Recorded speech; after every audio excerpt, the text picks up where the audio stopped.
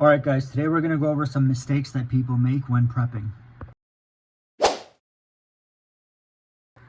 The first one I usually see is only worrying about yourself when you have other family members living with you. An example of that is only making a bug out bag for yourself.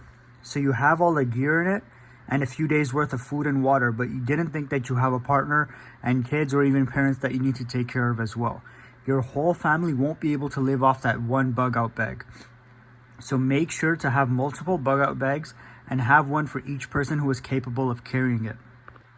Staying on the topic of bug out bags, another mistake is that some preppers don't actually put on their bug out bag and go for a test jog or walk. People sometimes pack like 60-70 pounds worth of gear into a bag, but don't even know if they're capable of walking a few miles with it. So make sure to test that out, and if it's too difficult, then you either need to remove unnecessary items or train with that bag on and get used to it. Another example is with gas masks. So you bought a gas mask in case of something like an outbreak, a riot, or a nuclear emergency, but you didn't buy any for the rest of your family. Are you planning to just put it on yourself and then let everyone else suffer? I hope not. Make sure to keep your family in mind when buying prepping supplies. Another thing to keep in mind with gas masks is that you need to know how to clear it and wear it. You also need to put one on and go for a run with it or drag a heavy object just so you know how it's going to feel and you can get some practice. Don't just buy the gas mask and then store it somewhere. The next mistake is overlooking your pets. People get so caught up in buying all the gear and food for themselves that they completely forget about their pets. So if you have pets, then make sure to stock up on food and different items for your pets as well. I have a video called Prepping with Pets if you want to check it out. I go a bit more into detail on this topic. The next mistake is stockpiling food you've never tried or don't like. If you're really hungry, then you'll eat anything and be happy. I know that's definitely the case with me, but some freeze-dried survival food tastes really bad, and the ideal situation would be to keep food that you'll actually enjoy.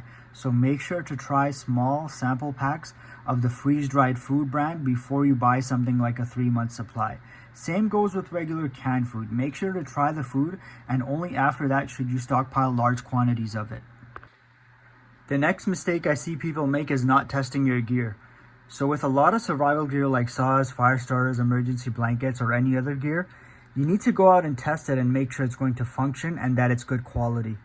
A lot of the stuff on the market is really low quality, so you don't want it falling apart or just not being able to use it because you don't know how. So get your gear, go outdoors and test it all out. Another mistake I see people making is not practicing your survival skills. They watch a Bear Grylls video or read a book but never actually go out and do those things like creating a rain trap for collecting water, setting up a trap for small animals, making a fire using a bow drill, land navigation, creating a shelter, and any other useful skills. You need to learn and practice this stuff now before you're put in a situation where you actually have to use those skills in a survival situation. Another mistake I see some preppers make is focusing your preps mainly on weapons and ammo. So they'll have a few of their favorite weapons and like 10,000 rounds of ammo, but only have a month's worth of food and water and no backup power source. Weapons are very exciting and fun, but we need to diversify our preps and also focus on things like first aid, wilderness survival gear, long-term foods, and backup energy sources like generators. By the way, guys, I'm an affiliate for Jackery Generators. If you are in the market for something like a solar generator, they sometimes send deals and coupons to me to my email.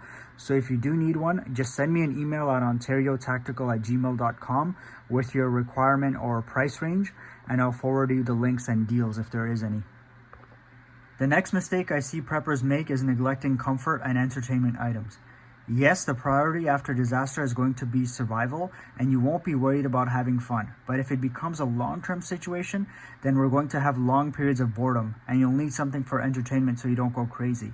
And if you have kids, then they'll definitely need something to keep them entertained, because they're probably used to being on their iPad and watching videos or playing games, and it'll be very difficult to adjust to the new lifestyle.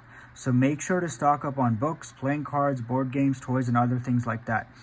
Another thing you should do is keep another device like an iPad or laptop and download a bunch of TV series and movies so you have something to watch throughout the whole situation. If you're storing all your preps in one place, you need to spread them out.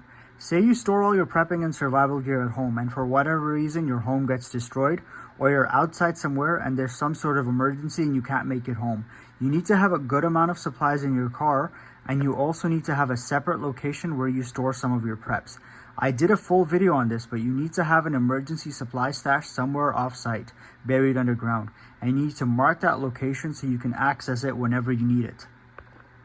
Another mistake I see people make is sudden panic buying. So they see some news, panic, and then spend a bunch of money at once. Some people even max out their credit cards trying to buy prepping supplies because they're scared. That's not the way to do it. It's better to slowly build up your supplies on a weekly basis with an amount of money you're comfortable spending. Are there any other mistakes that you've seen preppers make? Let me know in the comments. Alright guys, that's it for today's video. Thanks for watching.